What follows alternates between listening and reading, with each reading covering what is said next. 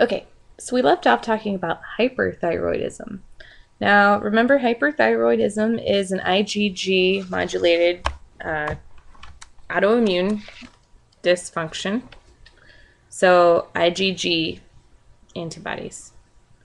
Um, okay, so what are some things that happen with hyperthyroidism?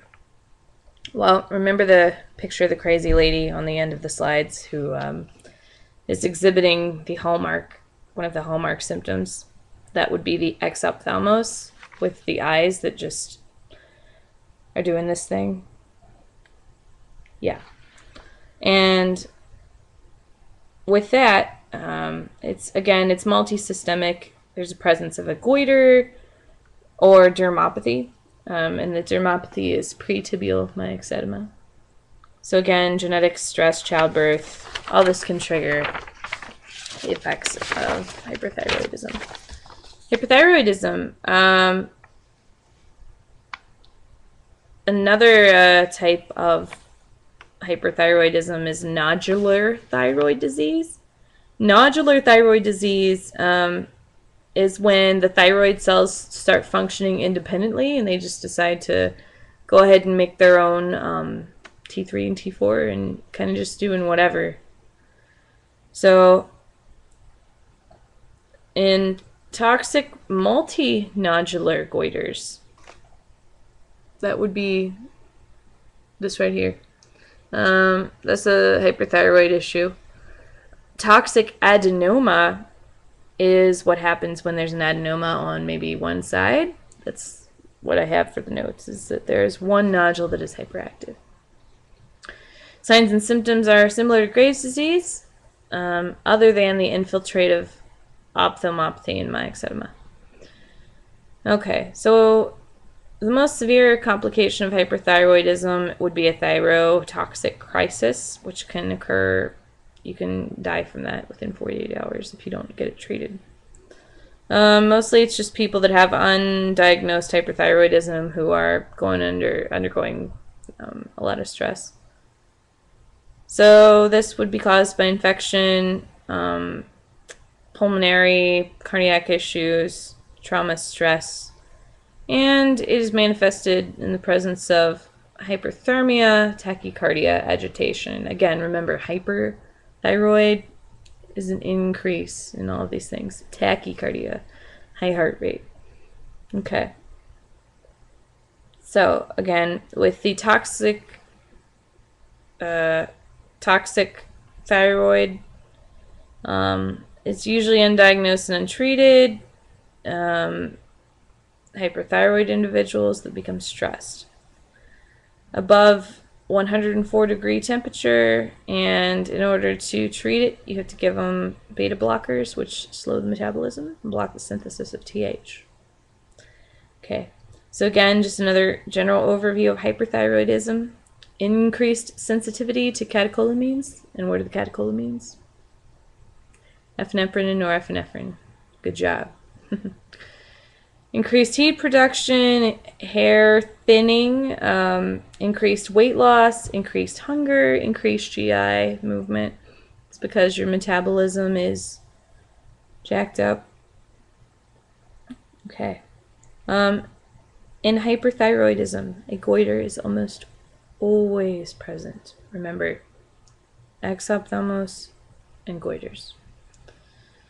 Okay, and it is also associated with restlessness and irritability and emotional instability. Okay, what about parathyroid alterations? So we've talked about thyroid. Parathyroid alterations, we have hypoparathyroidism. And what causes a decrease in PTH levels? Well, it could be an iatrogenic thing, meaning you have surgery on your thyroid and say have decreased parathyroid. Also, it could be increased parathyroid, primary or secondary. Okay. A couple of signs that should be watched for. Trousseau's sign. So that is when you take someone's blood pressure and you hold it for 3 minutes, and they'll start to get this spasming in their arm. That's a Trousseau's sign. T? Trousseau's? Trembling? Just spasming? If that's positive, that is a positive Trousseau's sign, which is indicative of hypoparathyroidism. So again, low PTH levels lead to low serum calcium levels. And it's usually caused by damage during surgery. And it also manifests with lines on the nails. So remember, you have lines on your nails and this trembling from the trousseau. Okay, the other is the Chov-Sek sign, which involves tapping on the cheek and that triggering spasms. So that's the Chov-Sek sign. Okay, and what is it that causes the spasms, of course? It is hypocalcemia. So again, low PTH, hypoparathyroid, leads to low serum calcium. Okay, hyperparathyroid. Excess secretion of PTH, and it's usually cancer. Parathyroid adenoma in 80 to 85% of cases is what causes hyperparathyroidism. Treatment is surgery.